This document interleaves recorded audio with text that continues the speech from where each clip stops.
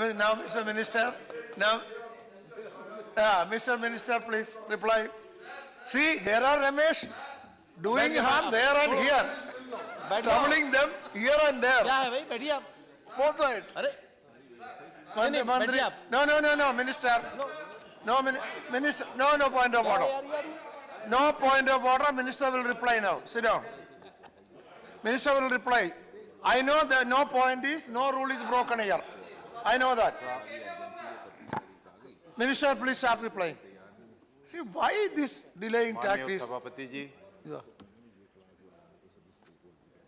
एक अच्छा बिल और उस बिल के अंतर्गत जो राशि है और वो बिल जिस पवित्र उद्देश्य के साथ आज अपनी अंतिम पूर्णाहुति पर आ गया है, तो मुझे कुछ ऐसा आभास होता है कभी कभी कि जैसे एक काम पूर्ण हो गया है, पिछले 5-6 दिन से वो पाइपलाइन में था। वस्तुतः ये पैसा किसी का नहीं है, ये टीम इंडिया का पैसा है, ये भारत का पैसा है। किसी ने क्लेम नहीं करना चाहिए कि मेरा पैसा है। क्या राज्य, क्या केंद्र, क्या गांव, क्या शहर, ये टीम इंडिया का पैसा है। और संसद की प्रक्रिया सफल हुई और हम किसी दबाव, किसी बाह्य स्तंभ के प्रेशर के बगैर आज हम उस राशि को वापस उसको पहुंचा रहे हैं जिसको कुछ हानि विकास की यात्रा में हुई होगी। और जो राशि है वह भी अपने आप में बहुत बड़ी है। और विशेष करके ऐसे राज्य जिन राज्यों के अंदर जंगलों का विशेष नुकसान हुआ। जब मैं जंगल बोलता हूं तो जंगल के अंदर दो चीजें हैं जुड़ी हुई है, जंगल और उसमें रहने वाला आदिवासी, वनवासी, अनुसूचित जनजाति का समाज और उसका वन्य जीवन। जब अनुसूचित जनजाति बोली जाती है तो उसमें वन और वन्य जीवन जुड़ा हुआ है।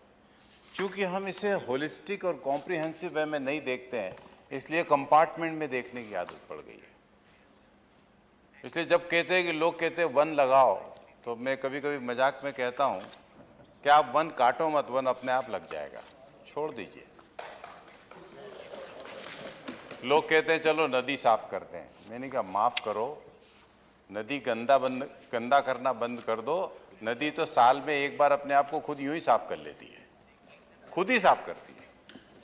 लेकिन कॉन्सेप्ट के लेवल पर जब कंफ्यूजन होता है तो सेनापति का कंफ्यूजन मैदान के अंदर मोर्चे हरवाता है। वैसे योजनाकारों के मन में और नीति निर्धारकों के अंदर जब स्पष्टता का अभाव होता है या वो किसी इन्फ्लुएंस होते हैं किसी चीज़ से, तो बहुत सारी समस्याएं होती हैं। लेकिन यहाँ मैं राशि का विशेष करके उल्लेख उन राज्यों का करना चाहता हूँ जो 1000 से अधिक राशि जिनके पास पहुँचना चाहती है। 1000 करोड़, 1000 रुपये वो नहीं है, यानी अब सारी बात करोड़ों में ही होगी। आंध्र प्रदेश के पास 2223 करोड़ रुपए जाएंगे, अरुणाचल प्रदेश के पास 1462 करोड़ रुपए जाएंगे। जैसे हम नॉर्थ ईस्ट के पढ़ रहा हूं ना, सबको बोलते रहिए आप. छत्तीसगढ़ के अंदर 3861 करोड़ रुपए जाएंगे, गुजरात के अंदर 1100 करोड़ रुपए जाएंगे, हिमाचल प्रदेश के पास 1395 करोड़ रुपए जाएंगे, जम्मू कश्मीर के पास 926, राउंड करेंगे तो वो 1000 होता है, झारखंड के पास 3099 करोड़ रुपए जाएंगे, कर्नाटका अगेन 917 करोड़ जाएंगे, मध्य प्रदेश 3459 करोड़ हैं, महाराष्ट्र के पास 2435 करोड़ हैं, उड़ीसा इसके अंदर सबसे अधिक उड़ीसा के पास जाएंगे, वो 5996 इसे राउंड करेंगे तो ये 6,000 करोड़ के आसपास होता है।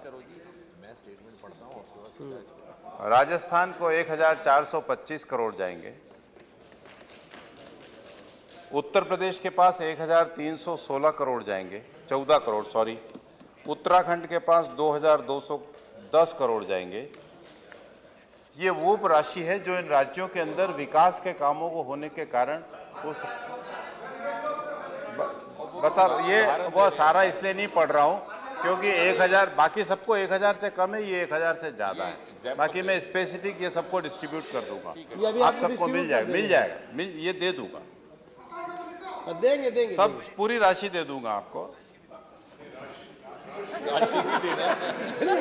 राशि की डिटेल आपको जारी। उपसभापति जी, आपके माध्यम से मैं अपने उन सभी माननीय सांसदों को धन्यवाद देता हूं जिन्होंने एक बहुत अच्छी बहस के अंदर हिस्सा लिया। जयराम रमेश जी ने इस बहस की शुरुआत की, तो मैंने भी मजाक में लॉबी में उनसे कहा कि अब इसके बाद किसी को बोलने को कुछ बच नहीं जाता है, आपने सब तो बोल दिया।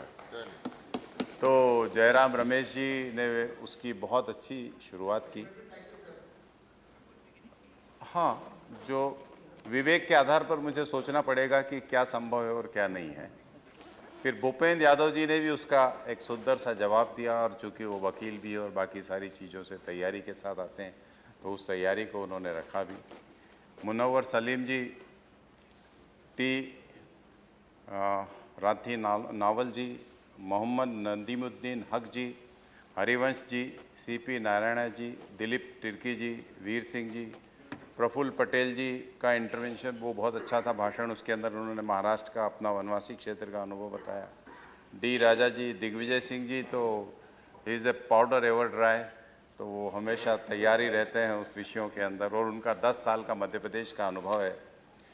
और लाल सिंह वडोडिया जी, TKS इंगोला वॉन जी, मधुसूदन मिस्त्री जी, हर्षवर्धन सिंह डूंगरपुर जी, अनिल देसाई जी, AV स्वामी और डॉक्टर A केशव राव जी, सभी ने इस चर्चा के अंदर बहुत अच्छा भाग लिया। जी बोला नहीं बोला, और कोई नहीं रह गया, जो रह गया उनको भी। हाँ उन्होंने भी अच्छा बोला, सबने अच्छा बोला। एक अच्छी बहस, अच्छी चर्चा का ये समापन है। लेकिन यहाँ मैं दो बातें स्पष्ट करना चाहता हूँ। हो गया।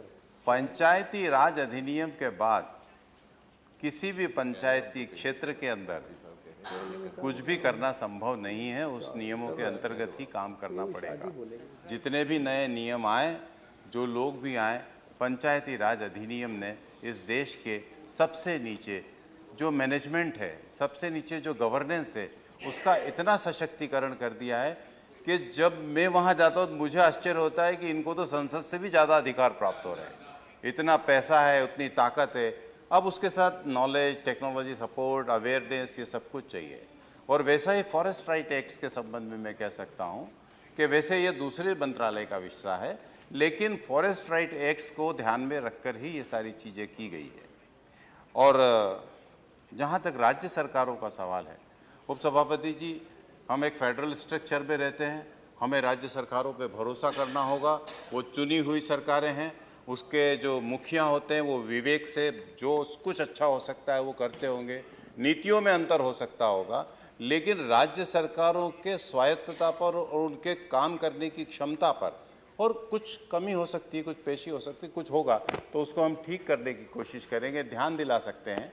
लेकिन उनके काम करने पे और हर बात हम स्पून फीडिंग करेंगे, हम बताएंगे वैसा ही दो, हम कहेंगे वही करो, तो ये मुझे लगता है फेडरल स्ट्रक्चर के जो मूल ढांचे की चेतना है उसके विपरीत है। इसलिए हम मान के चल रहे हैं कि ये राशि जब राज्य को जाएगी, राज्य भी उसका जब नीचे उपयोग करेगा तो उपयोग करते समय उस सारे विवेक का ध्यान रख करके करेंगे जो उन्होंने संविधान के अंतर्गत शपथ ली और सारा काम किया है। वो भी अपने राज्य के अंदर वनों को बढ़ाना चाहते हैं, वो भी अपने राज्य के अंदर ज़्यादा से ज़्यादा कार्बन को मिटिगेट करना चाहते हैं। इसलिए मुझे लगता है कि राज्य अपनी जगह इस काम को अच्छे से करेंगे ही।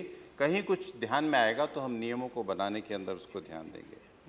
एक अंतिम बात कह रहा हूं, पिता को जितनी जल्दी बेटी के विवाह या बेटे के पढ़ाई और विवाह की या नौकरी की होती है, उससे ज़्यादा जल्दी मुझे इस बिल के पास होने की है, क्योंकि मुझे लगता है जल्दी से पास हो जाए तो पैसा जो है वो परसों दिया जा रहा हो तो कल दिया जाए, और कल दिया जा सकता हो तो अभी दे दो। लेकिन शासन की अपनी प्रक्रियाएं होती है, क्योंकि ये जाएगा, ये प्रतिदिन 10 लाख 11 लाख रुपए से ज़्यादा का इसके ऊपर ब्याज है, लेकिन सरकार ब्याज कमाने के लिए नहीं चलती, सरकार विकास के कामों के लिए चलती है, और हम प्रतिबद्ध है विकास के लिए। इसलिए यहाँ एक ड्राफ्ट को मैं पढ़ना चाहता हूँ। ये इसलिए पढ़ रहा हूँ क्योंकि म्यूचुअली एग्रीड है, और इसके अंदर कम से कम कोई शब्द छूटेगा नहीं, वो रिकॉर्ड पे आ जाएगा, और उसके ऑथेंटिकेशन की ज़रूरत नहीं है क्योंकि मैं उसको बोल रहा हूँ। Some suggestions I have received made by the Congress party and others, one with regard of the involvement of the Gram Sabha in monies are sent to be spent in areas which are covered by the scheduled tribes and other traditional forest dwellers recognized of Forest Rights Act 2006.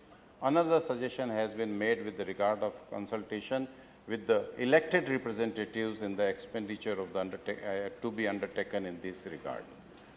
Our government has always followed a principled process, and public participation in development process have been encouraged in all our politics and program. I would like to state that clause 6 of the bill, as approved by the Lok Sabha, deal with the expenditure to be undertaken from the state fund. The said expenditure involves expenditure on land given for the compensatory afforestation, forest and wildlife management, protected area and other allied activities. However, if the expenditure is to be undertaken on land covered by the Gram Sabha in area which are covered under the scheduled tribe and other traditional forest dweller Act 2006, the rule would provide for the necessary consultation with the Gram Sabha. The procedure for the effective consultation in formulation of the project and the expenditure to be undertaken will also be specified in the rules. A record of such a consultation shall be maintained. The language of these rules making a proviso of under section 30 is wide enough, and clause 30 C, D, J, K, O and T are wide enough to provide for this. I assure the House that the rules will be necessarily incorporated provision for this consultation process. I would also assure the House that in case the rules are not found adequate, in the addressing the issues, we will revisit them after a lapse of a year or so. सभी सुझावों को पूरी गंभीरता से हम विचार करेंगे। उसके लिए आवश्यक बैठक भी हम नियमों के निर्धारण के पहले करेंगे। Our process is absolutely democratic. आप बिल्कुल निश्चित रहिए कि मैं उस सारी प्रक्रिया को करने के अंदर प्रजातांत्रिक प्रक्रियाओं का कहीं उल्लंघन नहीं करूंगा। अगर उपस्थित हूं तो वो प्रक्रियाएं अपनी जगह पालन होगी। और आप सबसे निवेदन है, बहुत बहुत धन्यवाद। All right. Thank you, Honorable Minister.